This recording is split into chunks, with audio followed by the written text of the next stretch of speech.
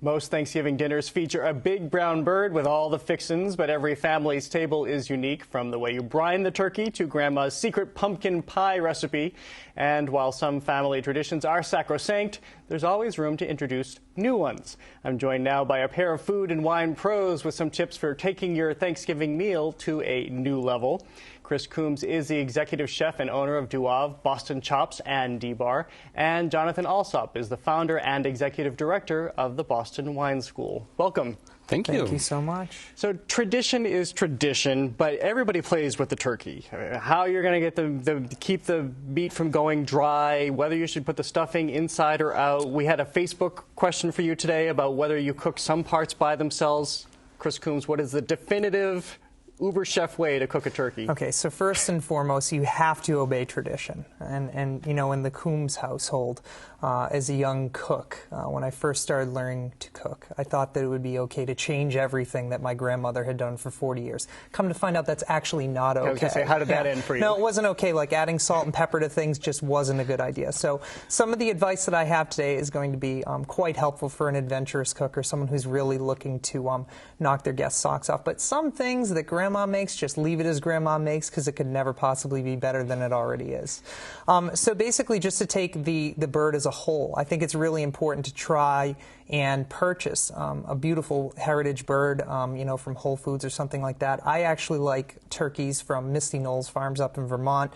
They have a heritage bird that's just wonderful, and we serve What's it. What's a heritage bird? So basically, you know, it comes from a long line of wonderful turkeys that have been responsibly raised and had a very specific feed that basically makes the meat as delicious as it can possibly be. But I think the true key to delicious turkey is actually brining. I know that it's been all the rage for people to think that deep frying a turkey is a good idea. It's dangerous. It's not that delicious. You don't taste the bird. You just taste the fat of the fry. And it sounds revolting. Yeah, it's not a good way to cook a bird. Jonathan, let me bring you in here too. And you're going to get us into this conversation by talking about a classic portrait that we all know from Norman Rockwell, Freedom from Want. Yes. And which we'll show people now. And you say there's something fundamental missing from this table. There's something wrong with this picture. Where is the wine? There is not not only is there not a glass of wine on the table, there's not a glass of wine within 100 miles of this scene. Why is that? What is our problem? Well, you know, in all honesty, Thanksgiving is a time of incredible ambivalence for wine lovers. I mean, there is no more wine-unfriendly meal in the course of the year. There's no history to it. There's no tradition to it. It just really brings up, for me, it brings up America's entire ambivalent relationship with wine and alcohol. Food and wine, these things have to move forward. When I sit down to that overcooked bird and those nasty mashed potatoes and the turnip, I feel like I'm taking a giant step backwards in terms of food and wine and everything. Well, here's a question. And you must take this into consideration too when you're cooking. Is wine the best pairing for turkey? I saw some conversation online today that it might be beer. You know, it's arguable, and I think ultimately people need to drink what makes them happy. Yes. You know, and for me, I think that, you know, with such a wonderful spread, you have so much versatility. There's so many different things that you can go with. Yeah. And Jonathan's outlined a few safe bets. If you're totally lost on starting with sparkling wines. Yeah, I mean, all this turkey hating aside, you know, one way to go with it is to think, look, this is our national meal. This is our national celebratory meal, all about celebration.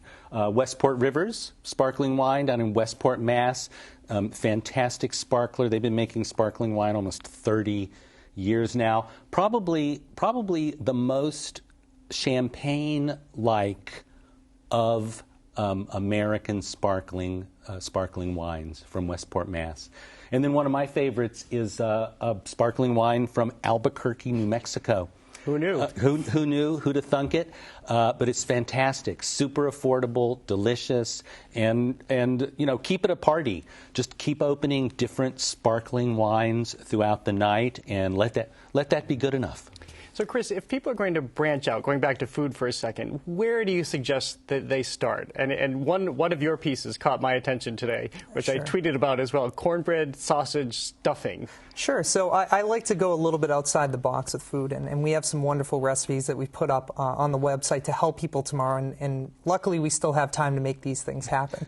But, you know, the real key to cooking, which I think everyone's going to run into tomorrow, is never trust that turkey thermometer. It doesn't actually work.